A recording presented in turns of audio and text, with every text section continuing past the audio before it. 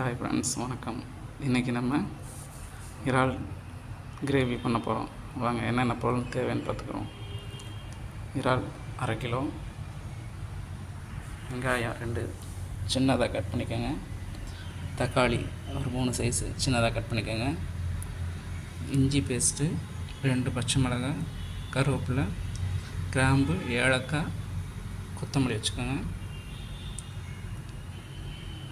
மல்லித்தூள், கரம் மசாலா, மிளகாய்த்தூள், மஞ்சத்தூள். பாத்திரத்தை வச்சு பற்ற வச்சுட்டு ஆயில் போட்டுக்கோங்க. எண்ணெய் காஞ்சதுமே இந்த கிராம்பு பட்டையை போட்டுக்கோங்க. அதை முடித்தோடனே கட் பண்ணி வச்சுருக்க வெங்காயத்தை போட்டுருங்க.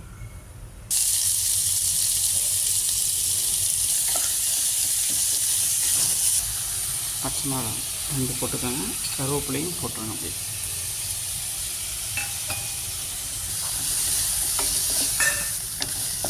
வெங்காயம் வதங்கி முடிஞ்சிருச்சு. வதங்கி முடிச்சோன்னே இஞ்சி பேஸ்ட் போட்டுக்கோங்க.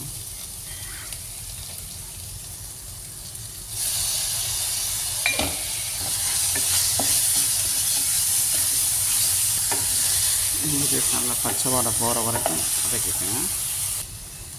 இஞ்சி பேஸ்ட் நல்லா பச்சை வாடை போயிடுச்சு. மஞ்சத்தூள் கொஞ்சம் போட்டுக்கோங்க, மிளகாத்தூள் 1 ஸ்பூன் போடுங்க, கரம் மசாலா 1 ஸ்பூன், மல்லித்தூள் 1.5 ஸ்பூன் போடுங்க.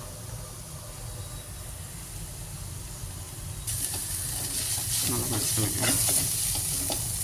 இந்த நேரம் கொஞ்சம் சீரகத்தூள். நல்லா வதங்கி முடிஞ்ச உடனே கட் பண்ணி வச்சுக்க தக்காளியை போடுங்க.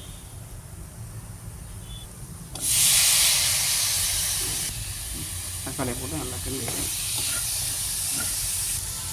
கிரேவி நல்லா உங்களுக்கு தக்காளி போட்டோன்னே கொஞ்சம் தக்காளி அதிகமாக போட்டிங்கன்னா புளிப்பாகவும் நல்லா டேஸ்ட்டாகவும் நல்லா கிரேவி ஜாஸ்தியாகவும் கிடைக்கும் உங்களுக்கு.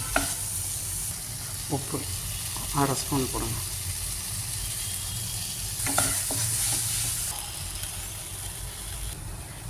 இந்த மாதிரி கிரேவி பதத்துக்கு வந்தோடனே இறால் எடுத்து போட்டுடலாம்.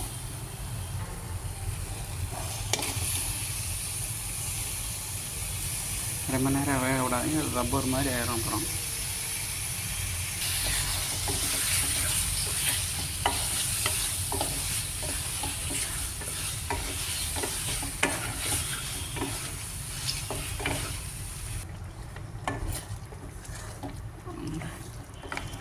நல்லா வெந்ததுக்கப்புறம் மூடி போட்டு கொஞ்சம் நேரம் வேக விடுங்க. இப்போயே சூப்பராக மணக்குது.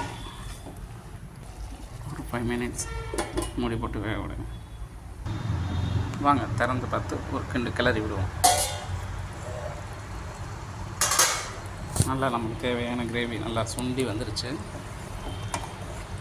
இதை நீங்கள் சாதம், சப்பாத்தி, இடியாப்பம் எல்லா வகை ரைஸ்லேயும் நம்ம வச்சு சாப்பிட்லாம். அதை இப்போ என்ன செஞ்சிடலாம், கொத்தமல்லியை போட்டு இறக்கிடலாம். அப்புறம் நல்லா வெந்துருச்சு.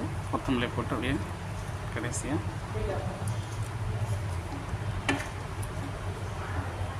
ஓகே ஃப்ரெண்ட்ஸ், அடுத்த ஒரு நல்ல வீடியோவில் நல்ல ஒரு டிஷ்ஷோடு உங்களை மீட் பண்ணுவோம். பாய்.